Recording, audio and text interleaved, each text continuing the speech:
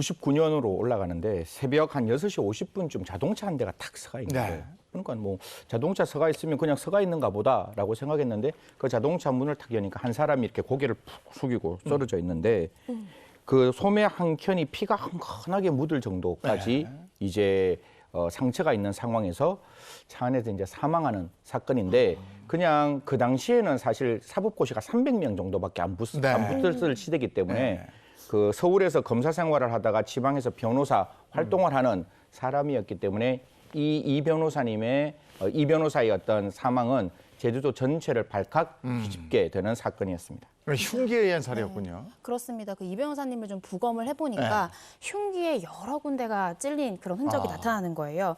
특히나 이제 심장 부위를 가격했던 것이 치명상으로 보이는데요.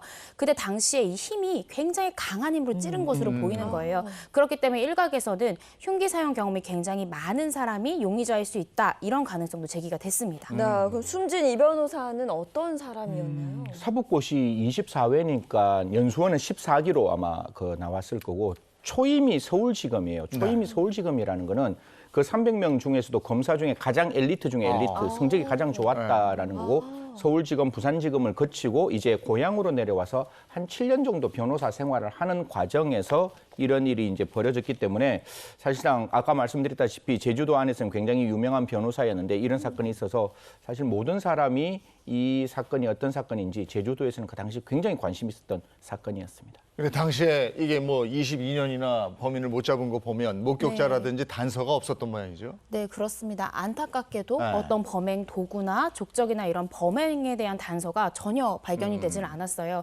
저도 이제 검사 출신 변호사다 보니까 이 사건이 참 관심이 많이 가고 이렇게 지켜봤는데 이게 되게 안타까운 게 아마 심야에 발생했는지 목격자가 없었고요. 또 당시가 1999년도이다 보니까 CCTV나 이런 영상 자료 자체가 남아있질 않는 거죠. 근데 이 사건이 아까 박사님 말씀 주신 대로 이제 검사 출신 변호사라고 알려지다 보니까 이게 단순히 비단 제주 지역뿐만 아니라 전국적인 이슈로 떠올라가지고 제주에 있는 경찰들이 대거 투입이 돼서 수색도 벌이고 수사를 벌였지만 범인에 대한 어떠한 단서도 발견할 수가 없었습니다. 그럼 이게 단순 강도에 의한 사건으로 추정이 됐는지 아니면 원한에 의한 살인 사건인지 그것도 좀 궁금한데요. 그렇죠. 이게 사실 사건이 딱 발생하면 변호사였고 이게 전관이라 그러잖아요. 이제 제주 출신 검사 생활을 하시다가 이제 제주에 오셨으니까 나름대로 이렇게 검전을 노린 강도가 아니냐 싶어서 제일 처음에 수사를 했는데 검전을 노렸다면 가장 중요한 거는 이 사람이 가지고 있던 검품이 없어져야 되는 거잖아요. 이게 첫 번째 조건인데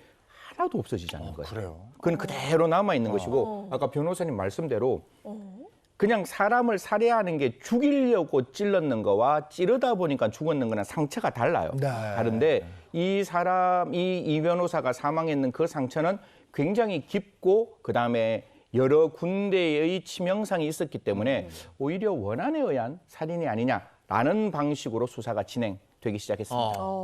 그러면 이제 아무래도 변호사니까 수임 사건에 대한 불만을 품은 자의 소행이 아닐까 이렇게 생각이 들거든요. 또 경찰도 최초에는 그렇게 생각을 해서 혹시 이 사람의 의뢰인 중에 뭔가 수임 과정 중에 불만을 품은 사람의 소행인지를 철저히 수사를 했는데 수사해보니까 그거는 아니었던 거예요. 왜냐하면 이 변호사님이 뭔가 다른 활동을 준비하셨는지는 모르겠지만 사건 발생하기 한 1년 전부터는 더 이상 사건을 수임하지를 않았다라는 거죠. 그렇기 때문에 어떤 의뢰인에 대한 소행일 가능성은 굉장히 적은 거고 경찰도 이때 굉장히 난항을 겪었던 게 수사를 하면 할수록 왜 용의자가 특정이 되고 딱 지목이 돼야 되는데 오히려 계속해서 난항에 빠지는 그런 모양새였다라고 합니다. 그래서 경찰 대단히 힘들게 수사했던 것 같습니다. 아니 이 사건 해결하려면 무언가 단서가 있어야 되는데 단서가 될 만한 게 전혀 없었던 거예요? 살인 사건을 들여다보면 살인 사건은 한 3가지 정도의 단서가 나오게 돼요. 첫 번째는 부검을 통해서 언제 죽었는지, 어떻게 죽었는지, 그리고 왜 죽었는지가 이제 확인이 되어야 되는데